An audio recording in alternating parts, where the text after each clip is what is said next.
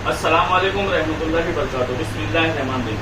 तहफ़्फ़ुज़ नामुस रिसालत सल्लल्लाहु तआला अलैहि वसल्लम पे 2022 में हमने पूरा लॉ ऑफ इंडिया कानून लिखा और किताबी शक्ल में भी लिखा ताकि हमारे उलमाए कराम इसको मस्जिदों में बयान कर सके।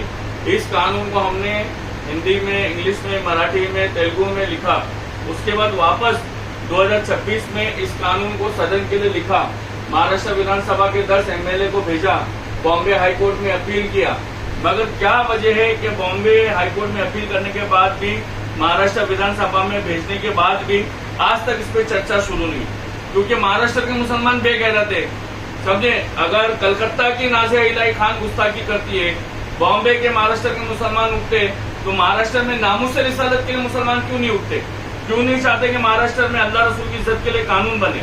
पता है आपको, ये महाराष्ट्र विधानसभा का पेपर है। हमने महाराष्ट्र विधानसभा में ITI फाइल किया था कि 2015 से लेके मार्च 26 तक कितने कानून बने, ये पूरे कानून की डिटेल है, समझे।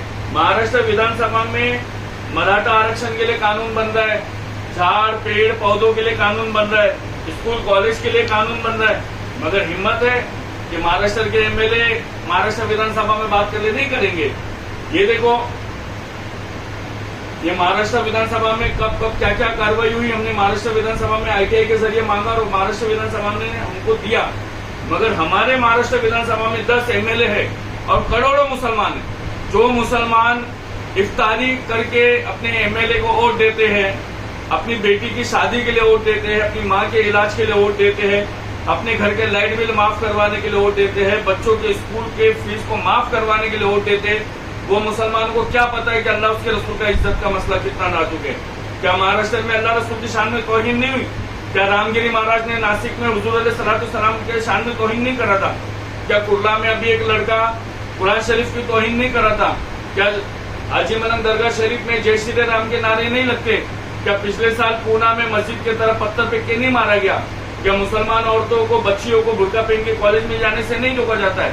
क्या मुसलमान औरतों को दवाखानों में बुर्का पहन के जाने से नहीं रोका जाता है? क्या गरीब मुसलमानों के घरों को तोड़ के लैंड जिहाद और बांग्लादेशी मुसलमान नहीं बोला जाता है? सब कुछ बोला जाता है, सब कुछ किया जाता है, क्योंकि हम बेगैरत हो गए, हम बेशर्म हो गए। अभी भी अगर जरी भी शर्म है, जरी भी अल्लाह उसके रसूल की दिन की फिक्र है, क्योंकि ये जो कानून लिखा गया है ना, ये कानून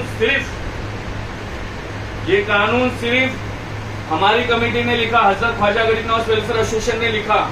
इस कानून को लिखा भी, 10 MLA को भेजा भी, 10 MLA से बात भी किया, बॉम्बे हाईकोर्ट में अपील भी किया। अब ईमान वाले मुसलमान की जिम्मेदारी कि वो अपने अपने MLA से बात करें, क्योंकि अबू आसिम साहब का जो इलाका है वो मुस्लिम इलाका है, रईस शेख का इलाका मुस्लिम है, असलम शेख का इलाका मुस्लिम है, सना मलिक मैडम का इलाका मुस्लिम है, मुफ्ती इस्माइल का इलाका मुस्लिम है, सादिक पठान का इलाका मुस्लिम है। मगर जो मुसलमान गटर मीटर वाटर की बात करता हो, जो मुसलमान रोटी कपड़ा मकान की बात करता हो, उसको क्या पता कि नामुस रिसालत का मसला क्या है? आज अगर हम महाराष्ट्र विधानसभा में नामुस रिसालत पे चर्चा शुरू करते थे, अगर आपकी हमारी मेहनत से नामुस रिसालत का कानून अगर महाराष्ट्र में बनता था तो फिर पूरे हिंदुस्तान में नहीं बनता था। मगर हमको क्या है, नामुस रिसालत पे तकरीर सुनना है, हमको वीडियो शेयर करना है, मगर नामुस रिसालत पे काम नहीं करना है। अगर कोई भी ईमान वाला मुसलमान नामुस रिसालत पे सिग्नेचर कैंपेन चलाना चाहता है और ये जो कानून हमने लिखा है ये अपने अपने इलाके के MLA को देना चाहता है, जिसके अंदर जरा भी ईमान होगा, अल्लाह का खौफ होगा, रसूलुल्लाह की मोहब्बत होगी, अहले बैत को चाहने वाला होगा, सरकार गरीब नवाज का आशिक होगा, तो वो ये PDF को लेगा और 15 पेज का PDF और है हमारा सिग्नेचर कैंपेन का, वो लेगा और अपने अपने इलाके में सिग्नेचर कैंपेन चलाएगा, अगर ईमान है तो।